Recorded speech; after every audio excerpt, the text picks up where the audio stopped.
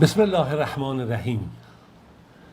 داستان صحابی بزرگوار امروز ما شخصیتیه که عبدالله ابن مسعود میگه که ایمان دارای خانه هست و نفاق هم برای خودش خانه و جایگاهی داره، اما خانه این صحابی بزرگواری که امروز ما میخوایم اسمشو ببریم خانه ایمان هست، نه خانه نفاق. این سخنی که عبدالله ابن مسعود رضی الله عنه در مورد ایشون نقل میکنه، ولی ایشون کسی نیست جز نعمان ابن مقرن مزنی. حالا ببینیم ایشون کی بود، کجا بود، در چه شرایطی بود.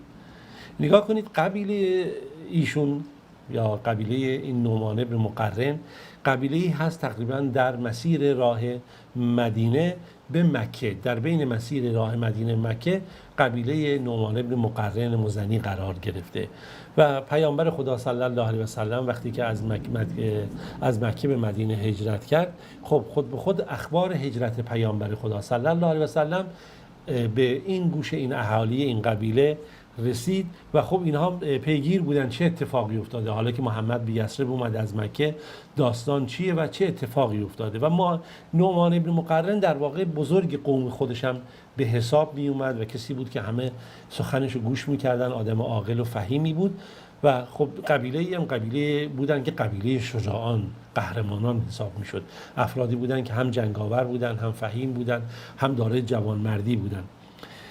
تا اینکه یه روز بالاخره اینجا نشستن با هم دیگه، بزرگان قوم همه با هم نشستن. نعمان ابن مقرن نشست و در یک جلسه با پیرمردان همه رو صدا کرد، گفت بیاین نگاه کنید ای مردم، اینجا مسئله اتفاق افتاده. محمد از زمانی که از مکه به مدینه اومده ما اخبارش رو داریم دنبال میکنیم. اون چی که به گوش ما رسیده تا به حال از ایشون جز خیر و نیکی چیزی دیگه نیست و اون چی که از دعوت ایشون هم ما شنیدیم دعوتش سراسر رحمت و نیکی و عدالت و این هاست. به نظر شما ما باید چیکار بکنیم؟ آیا ما باید وایستیم تا ببینیم سرنوشت اینها چی میشه؟ چون بالاخره نیا کنید شرایطی هم بود که اینا درسته که از خوبی و نیکی اینها صحبت میشه، در طرفی تمام قبایل عرب جاهلی و مشرکین و یهود و منافقان همه دست به دست هم داشتن برای نابودی پیامبر خدا صلی الله علیه و سلم. شرایط رو هم باید درک کنید.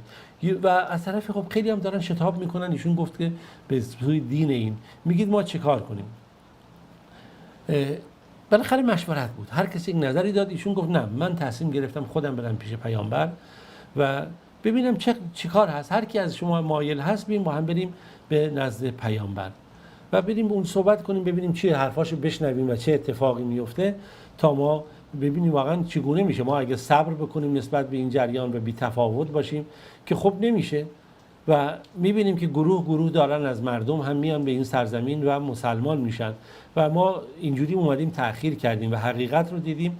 ولی من یکی دیگه راستش بخواید نمیتونم تحمل بکنم، فکر میکنم تأخیر ما آماده بشه، تأخیر ما مناسب نباشه.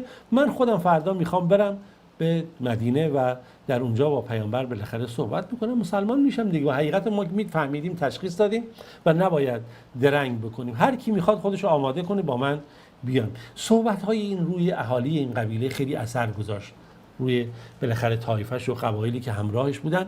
فردا صبح که شد دید 10 تا برادرش هم باهاش، چون اینا معروف بودن که 11 برادر جنگجو و اهل خیر و جوانمردی اینها دید. بله 10 تا برادرش هم آماده شدن باهاش. 400 نفرم از سواران قبیله و از جنگاوران قبیله باش همراه شدن که برن اونجا با هم دیگه به مدینه تا با پیامبر خدا ملاقات کنن و وارد دین اسلام بشن.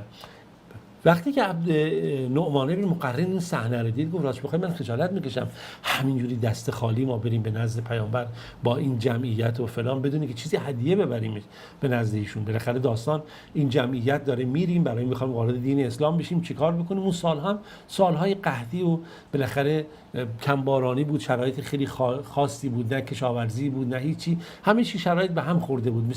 چون مثل الان امروز نیست که ما حس نمی‌کنیم این قحطی رو، ولی در گذشته این گونه نبود. وقتی باران نمی اومد واقعا قحطی بین مردم حس میشد. گفت پس بریم تو خونه هامون چی داریم ببریم.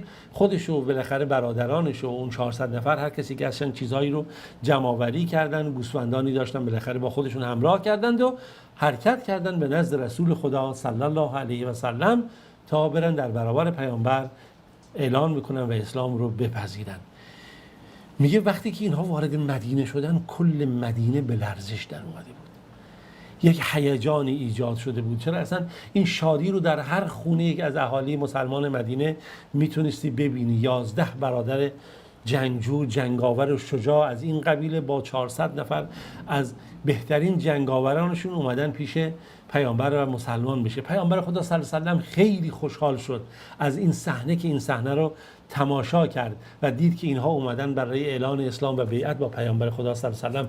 از همه مهمتر اینقدر این شادمانی و خوشحالی اسلام نعمان ابن مقرن و برادرش و این قبیله‌ای که همراه بودن باهاش جنگاوران بالاخره با در بیعت با پیامبر مهم بود، به ویژه اون هدایایی که در اون شرایط آوردن، که آیاتی از قرآن نازل شد در فضیلت این جریان که تا قیام قیامت همین آیات در فضیلت اینها کافی هست. آیات 99 از سوره توبه که خداوند میگه و من الاعراب من یؤمن بالله والیوم الاخر، از بین این عرب‌های بادیه نشین کسانی هستند که ایمان دارن به الله و روز آخرت.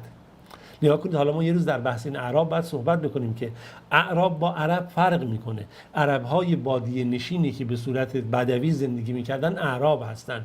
اینجاست که حتی ما داریم بسیاری از این عرب‌ها آداب و رسوم و فرهنگ و اینها رو نمیدونستن، ولی اینها نگاه کنید قبیله جوانمردی بود که در مسیر مدینه بودند و آگاه هم بودند. در هر صورت خدا میخواد اینها رو جدا بکنه. میگه بعضی از این اعراب بادیه نشین کسانی هستند که ایمان به الله و روز آخرت دارن و یتخذ ما ينفق قربات عند الله، چیزهایی رو انتخاب کردن، برگزیدن تا بتونن خودشون به سوی الله نزدیک کنن، چه از ایمان و چه از صدقات و صلوات الرسول و دعاهای پیامبر شامل حال خودشون بکنن.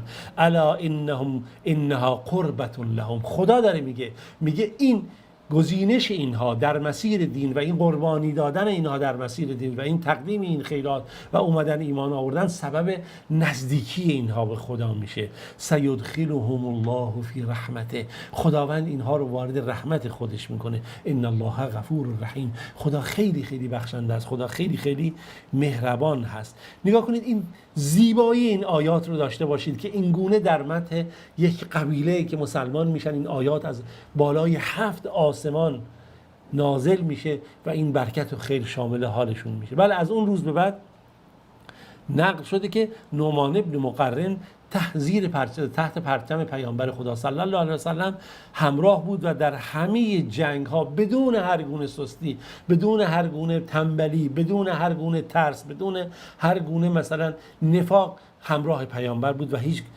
کوتاهی نمی‌کرد و این کاملا نقل شده در مسیرهای جنگی که ایشون همراه بود و خدماتی که انجام داده و واقعا این برید تاریخ رو ببینید شگفت زده میشید.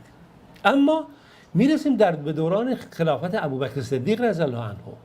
ایشون در دوران خلافت ابوبکر صدیق در زمانی که شورش هایی در درون مدینه صورت گرفت از طریق امپراتوری های ایران، امپراتوری روم و قساسنه و دیگران سعی کردند که امت اسلامی رو و عرب رو در اون موقع به اصطلاح خودشون نابود بکنن که قبایل مرتدین و مانعین زکات و فلان همه شکل گرفته بود و شورش ها. ایشون کنار ابوبکر رضی الله عنه بود و در تمام این مسیر سعی کرد که پیامبر رو ابوبکر رو رها نکنه، همون جوری که پیامبر رو رها نکرده بود و در اون فتنه مرتدانی که در اون موقع پیش اومده بود که در واقع بالاتر از این کلمات هست، چون میگم یک شورشی بود که خیلی خطرناک، این کنار ابوبکر بود. اما میریم به دوران خلافت عمر رضی الله عنه. خلافت دوران عمر رضی الله عنه که دیگه میبینید حرکت سپاه اسلام و سپاهیان الهی در روی زمین شکل میگیره. الان زمانی بود که یا باید وامیستاد عمر که این امپراتوری هایی که دور تا دور جزیره عرب رو تا به حال تحت استعمار خودشون داشتن و عناصری داشتن که به نیابت از اونها حکومت میکردن و بردگان اونها بودن، بیان تمام اینها رو نابود بکنن و دیگه صحبت از عدالت و بندگی خدا وجود نداشته باشه، یا نه باید اینها دفع میشدن به منتهی الیه اون سرزمین هایی که وجود داشت و این صدها شکسته میشد، هم اسلام میرسید به همه و هم طرفی بشه که امنیت رو به این سرزمین ها آورد. چرا که دیگه اونها تمام سپاهیان خودشون رو آماده کردن. حالا ما در فرصت‌های بعدی اشاره خواهیم کرد که چگونه دولت بیزانس، امپراتوری بیزانس نیروهایی رو آماده کرده بود برای نابودی. حتی زمان خود پیامبر خدا صلی الله علیه و سلم با قساسنه حمله کردن که چگونه یاران پیامبر در این جنگ‌ها شرکت کردند، چه افرادی شهید شدند. و بعد حتی در زمان ابوبکر که گفتیم که فتنه‌ها شکل گرفته بود، با امپراتوری ایران در واقع به همین صورت جدا از اون ظلم و ستمی که در سرزمین‌های خودشون بود، این ظلم و ستم رو به سرزمین‌های دیگه هم می‌رسوندن و می‌خواستن نابودی ایجاد کنن. حالا عمر دیگه دو راه داشت، یا باید وا می‌ایستاد که اینها میومدن و همه چی رو از بین می‌بردن، تمام می‌شد، نه دیگه در برابر اینها بیستن.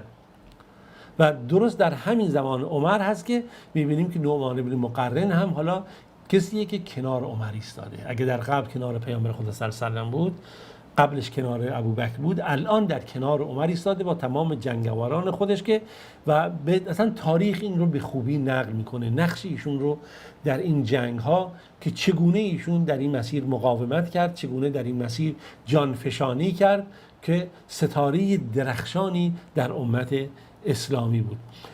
داستان رو تا همینجا داشته باشیم که وقتمون تموم میشه، میریم در جلسه بعد انشالله ادامه داستان رو خدمتتون ارائه خواهم داد. داستان رو با ما همراهی کنید تا داستان نعمان بن مقرن رو داشته باشیم. ببینیم این صحابی در دوران عمر از خودش جانفشانی های انجام میده، کسی که آیات قرآن در مورد ایشون و قبایل ایشون گفتیم این چنین نازل شد. ببینیم در دوران عمر ایشون چه نقشی خواهد داشت، به ویژه در این جنگ هایی که برای نابودی سرزمین اینها بود. و اون زمان هم بدونید که جنگ بود. حالا توضیح خواهم داد که چه اتفاقی خواهد افتاد. خب تا شما رو خوب به خدا میسپارم تا جلسه بعدی.